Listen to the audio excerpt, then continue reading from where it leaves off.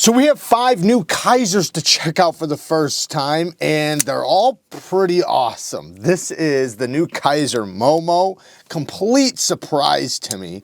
And you know, this thing is very unique, but because of this blade shape, the size and all this, I can feel just how useful this is. It's almost like a folding kitchen knife in a way, but you know, great ergonomics with this long, beefy handle. It is aluminum, the handle. It actually has like a bolster and aluminum as well with a 2-tone. TA hardware all the way around, titanium milled pocket clip. I'm normally not a fan of the clips on the spine. However, in this case, it doesn't matter because I don't hold the knife back here. I hold it up here and it just falls right into a good spot in my hand. So even if I'm right here, it doesn't bother me. It only bothers me if I'm back here like this. So that's cool. Otherwise, always center the clip, guys. Always center the clip. Don't put them on the spine because it winds up becoming a nightmare. 154 CM blade steel, beautiful satin finish. Look at that satin. That's a gorgeous satin. Nice sharp control and plunge grind, or at least decent. They gave you some life to sharpen off. Nice thin geometry too. I actually want to see what this one's going at, because that's nice and thin. About 16 thousandths with their edge angle, but look at the blade stock. It looks like it goes thinner to thicker, but that's because of this grind right here. So this grind goes at an angle right there, making it a little thinner right there. Blade stock thickness is about 115 thousandths, so probably 120, you know, before the satin finish and everything. Very slicey because it's broad. It's nice and broad. So this is gonna pass through materials very well, especially with these ergonomics, you know, and the blade shape's just gonna work. Action, the front flipper, the distance is a little far. So it's easy, don't get me wrong. Like, you know, this is pretty fidgety with the front flipper. I can easily do it, as you can see, but it's a large knife. So being a large knife and being a little bit wide up here, you do have to kind of stretch your finger over a little bit and get to it. But it's good, it works great. And I found it's very easy to reverse flick this one. You know, the blade, well, first off, the satin, you know, you have kind of a pitch right here from the angle of the grind, so you can kind of get your finger right up and behind that little line right there, and it just works. Access to the lock bar. This is one place where I think they could have knocked this back. I not only think it would have made it look, I know maybe some people think it looks cleaner like this. I think it looks cleaner when you do have that little cutout right there, and you can see there's plenty of lock bar access. However, they did knock back the liner right there. So I wish they would have done the same thing with the aluminum. So it's comfortable. So it's not that it's bad whatsoever. It's good. Most people would be like, what are you talking about, Jared? It's fine. So, and you know, it is. I think it has a ramp. Maybe not. Anyways, stop pin in a good place. It's down here, but it's way down here. So no problems with that. All in all, man, this thing is pretty damn cool. And if you like large XL size knives, this just might be up your alley. Really quick, I just want to see what length it is. The length is almost 9.5 inches with a 4 1/8 inch blade. So a little over 4-inch blade and almost 9.5 inches overall. Next we have the Sub3O BK. Now this is another aluminum handle, man. They're doing a lot of aluminum handles, and I gotta say I like it. I think that's a good idea. I don't think there's anything wrong with that. This one's very, very smooth. Great detent as usual. This is the clutch lock, so it is adjustable. So if your detent you feel like is too weak or too strong, you can always fluctuate it. Now, mine did not come with extra Omega springs. I know it was supposed to. I just think they forgot to place them in there. My other knives, you know, did or always do, you know, so this one's just, you know, must be a mistake on their part. Drop point blade in 154 CM. Good looking drop point. And you know, this is a great size because it's you can get a full grip, but it is a tight full grip. So it's literally that size that most people are probably going to be using for EDC. And if you are kind of tight and you need to get some leverage in this section, you can always choke up a little bit. Crossbar lock, nice and solid. Strong lock up.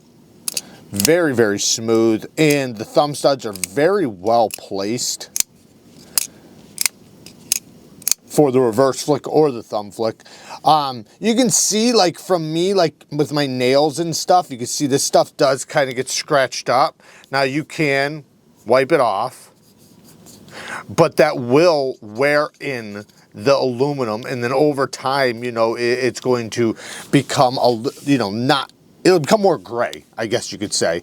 As far as the clip goes, the clip is not reversible. They do have an aluminum backspacer too, that's kind of cool.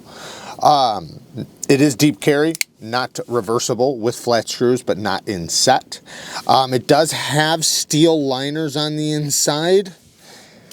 And yeah, very awesome, pretty cool knife. My one complaint so far would just be plunge grind could be a little bit better. It's a little close to the edge. You know, not that it's horrible, you're gonna get a couple sharpenings in there. So it's okay, but it could definitely be better, you know, a little bit better. But hey, you know, a lot of things could be better, right? All in all, cool knife. Next is the BANISH, the Kizer BANISH. This is a Jacob Lundquist design. You guys might remember the Vanish, and he's done a few models just like this. He actually has his own line of knives very similar to this. But now we have a model with Kizer, and it is a little button lock that is so fidgety. This thing is so snappy. The front flipper works great. I do wish there was a jimping up on top right here. That's the only thing. You know, I have slipped off of it a couple times. I know better now, but still though, you know, it's just something I would prefer. But damn it, it's good. It's good. This little Wharncliffe blade, it's a modified Wharncliffe. You can see it has a little tiny bit of belly. In 154 cm, this thing is going to be a little razor for you because you can kind of pinch the scales right here. Great micarta, by the way. You can pinch the micarta, and then this is nice and round.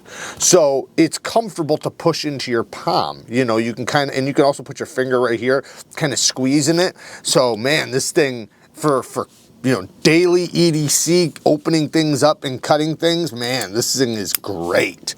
Nice sound too.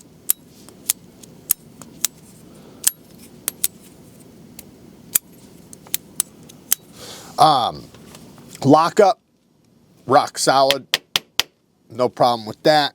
T8 hardware all the way around, reversible deep carry clip that's not in set. It does have steel liners, and it's obviously on a button lock that's on ceramic caged bearings. It's very, very smooth.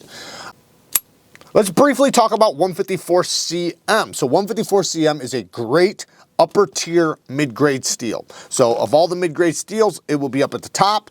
It holds a really good edge. Plenty of corrosion resistance, plenty of toughness, good corrosion resistance, and plenty of toughness. It takes and holds a medium grit edge the best. I don't think it takes a great fine edge or a great polished edge.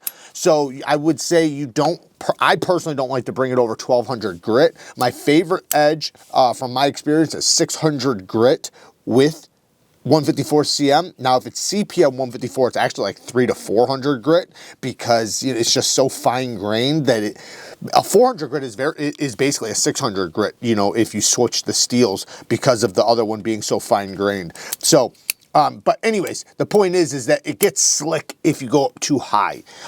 So it might have a lot of bite right off the stone, but as soon as you start using it, the teeth will break off and it will become smooth.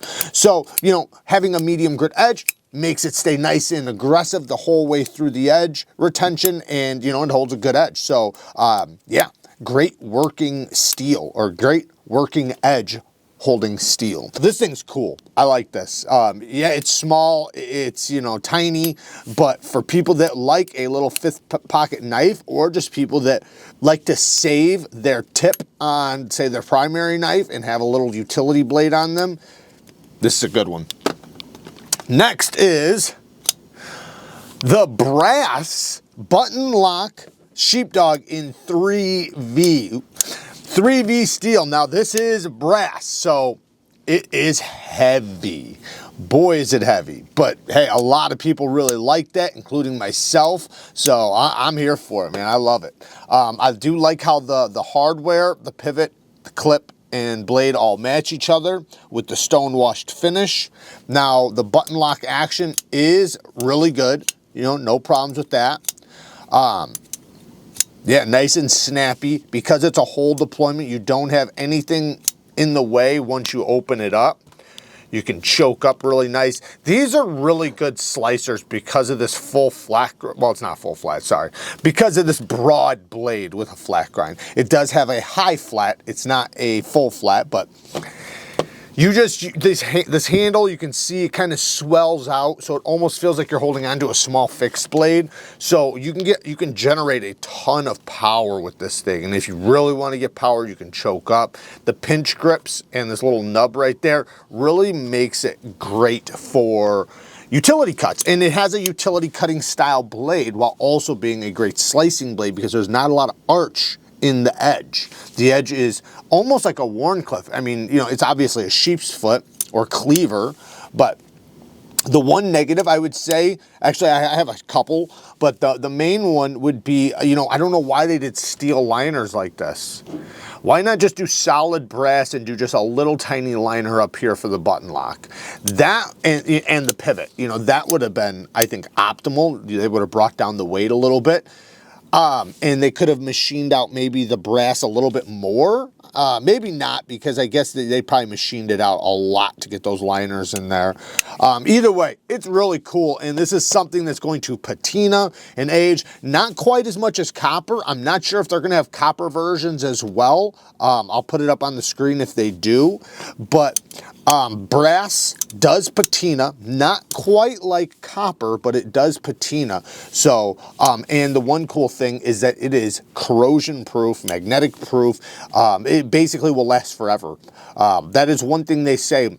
Like all the ships that go down in the ocean, the one thing that'll be there after 1,000 years is their brass rudder.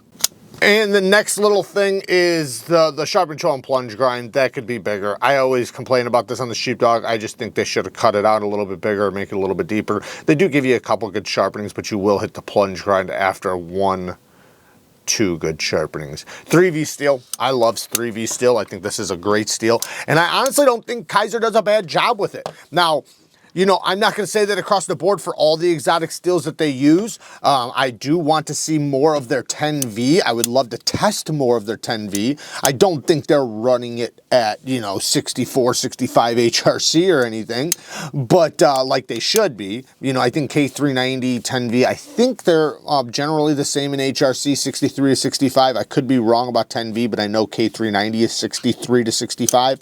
So, as far as 3V goes, 3V is an extremely tough steel that holds a good edge. So you're going to get about S30V edge retention out of it, maybe a little bit better, maybe a little bit worse, but right around there. But you're getting extreme toughness. Now, one cool thing that I love about 3V, well, one negative is that it is not corrosion proof, or sorry, it is not very corrosion resistant. It will rust, it will patina, it will age. So that is something you want to generally keep clean and dry. I don't have any issues with it where I'm at, but you know, some people might, you know, depending on where you are located. Now, as far as one thing I love about 3V is its ability to take and hold a fine edge. So it does, I'm not saying like it's the best, but so it seems from a lot of the testing that I've done that 3V seems to hold a finer edge better than a toothy edge, meaning, you know, if I put a toothy edge on there and I did some cutting and I was trying to see how long the edge retention would last, the fine edge seems to hold up a little bit better than the working edge. Now, that could have to do with the high level of toughness, but yeah, it allows it to have, you know, a nice tough apex with some good edge stability, you know, allowing it to, if you want to take impact. Now, I'm not saying with certain geometry you want to give it some impact. I'm just saying it's a steel that can, with the right geometry, take good impact, but it also seems to hold, you know, a nice fine edge. Let's get to the next one. Now, the last one is the Sheepdog with Nebula carbon fiber and the clutch lock freaking amazing. S35VN coated blade. Now, this one is a little bit different than the last one. We're going to show the reasons why. One, the whole deployment, the locking mechanisms, obviously the handle and everything, but even the blade is slightly different. You got a fuller on this one. The hole's a little bit different. You have the thumb studs, sharpening choil and plunge grind's a little different. The action on this, you know, being a crossbar lock, it does come with extra Omega springs, but you know, it's a clutch lock, so it allows you to strengthen or weaken the detent on the clutch lock. Mine came perfect. I love that it's tuned on the stronger side. Now, if I wanted a little bit stronger, I could switch to the thicker Omega springs. Very ergonomic in the hand. Once again, you know, everything I said about the other one, this one has as well. This one's using the crossbar lock, so nice, strong, solid lock. And Kizer does a phenomenal job with their clutch lock. They really mastered this thing. I've seen probably the least amount of play from any other company using a crossbar lock on Kizer. You know, as far as feeling any play up and down or anything like that, Kizers have been the most consistent and most solid that I've seen across the board from companies. So it does have steel liners as well. No problems with that. You know, it's carbon fiber. I don't really mind that. Carbon fiber is very, very, very tough, though. I think it's even tougher than steel pound for pound. I think it's much tougher. Deep carry clip that is reversible and inset with flat screws. Love to see that. I like how the hardware all matches the blade. This has a good look to it. Great looking knife, and you know, it's a nice tough version of the Sheepdog. Now, S35VN. S35VN is a great lower tier premium steel. You can call it an upper tier mid-grade steel or a lower tier premium steel. At least that's what I do, because it is. It's a great steel. It still would be considered a premium steel on by most people's standards. Holds a really good edge, takes a really good edge. I think the best edge to put on S35VN is 600 to 800 grit. You know, it has great corrosion resistance. It has good toughness. So just all around, you know, it's just a very good, well-rounded steel. It's a great steel for pocket knives. So there you guys go. Work hard, stay tough. Until next time, peace.